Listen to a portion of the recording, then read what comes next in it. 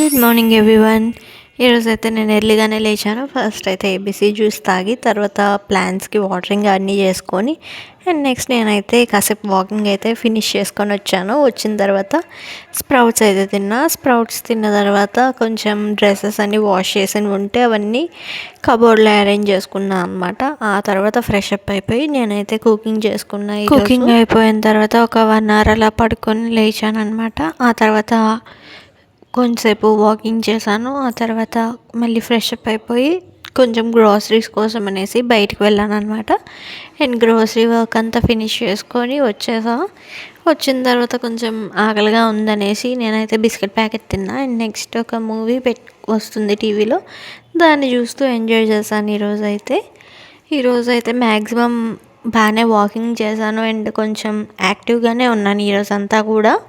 And రేపటి నుండి కూడా ఇదే విధంగా ఉండడానికి ట్రై చేస్తా.